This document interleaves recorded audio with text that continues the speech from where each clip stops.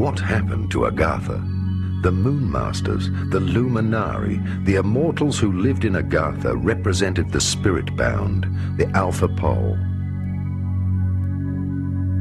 The Masters are the protectors of the spirit. They have whole physical etheric bodies and can materialize at any time. They are the keepers of the magnetic field of the earth and of its karma. They are the other polarity, the spiritual alpha powers. They work together with the Masters of Light. They are the keepers of the Grail, the sacred and integral forces of the inner cosmos.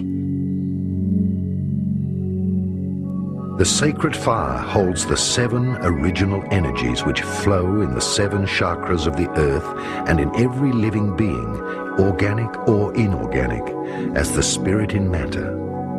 As such, it manifests as the building plan of God for the world's era. Agartha exists as the physical etheric city and conceals the opposite poles of the Brotherhood. The Masters of the Moon are the cosmic feminine powers, the spiritual strength, the inner life force.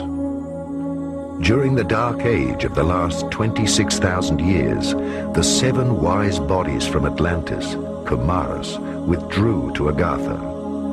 They formed the negative pole of the inner world and served the progressing outer humanity, serving as a lever. They now have completed their work in the inner world.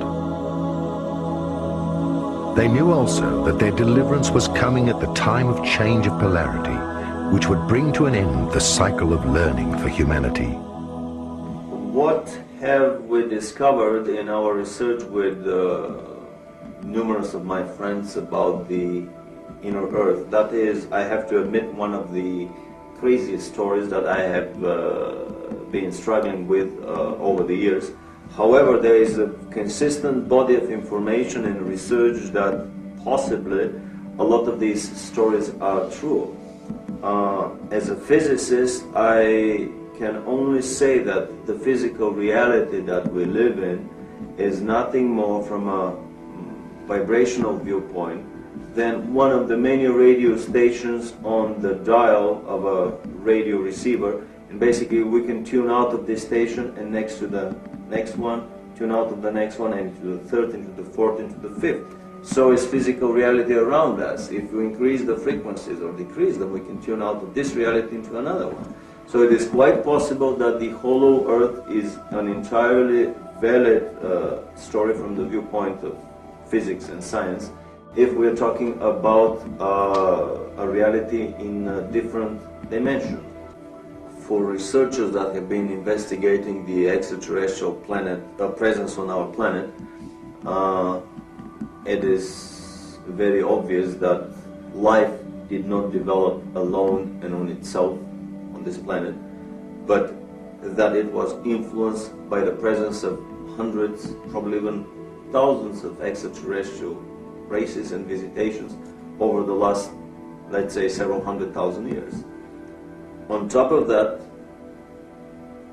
it is possible to realize that these extraterrestrial visitations on the planet and the races behind them are loosely grouped into different philosophical and, let's call them, celestial management structures. So on our planet, which has the influence of at least several major such management schools, we see the competing influences of these presences, and we see these gentle attempts at arm wrestling over the table of these management hierarchies to introduce their concepts, their viewpoints about the racial development on our planet, about the philosophical, about the political, about the cultural development. Thousands of years had passed since the battles between the 2 priest castes, which triggered the decline of Atlantis. The mysteries of Atlantis and its magic era had been forgotten for a long time. The invisible forces of the spiritual hierarchy and the Space Brotherhood secretly introduced a brotherhood to erect a chain of world empires. Entire civilizations have risen under the secret guidance and inspiration of this brotherhood. All the secret societies constructed the world's temples and cities, while God erected his temple, man, who had reached maturity in the playground of infinite experience. In ancient Egypt, the Brotherhood of the Snake had been in power for a long time, when arguments originating from the old conflict between the two brotherhoods of Shambhala and Agartha from Atlantis arose and flared up time and time again.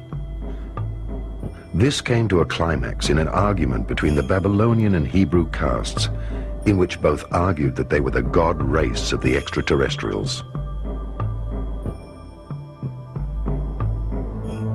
Thousands of years went by in which the same game of power and polarity opposites took place. Finally, the Hebrew Brotherhood on Shambhala's side won against an Aramaic branch of Agartha, with the help of Atlantean high technology, such as the Ark of the Covenant. During the entire time frame of the Old Testament, from the flood to Abraham and Moses, who received new guidance from God guardians, there was a brother war between the scattered Aryan castes of Atlantis with their ever lower descending consciousness. Thousands of years went by, and the Hebrew caste system with its tradition of lodges blossomed and freed itself from the high priest Egyptian power.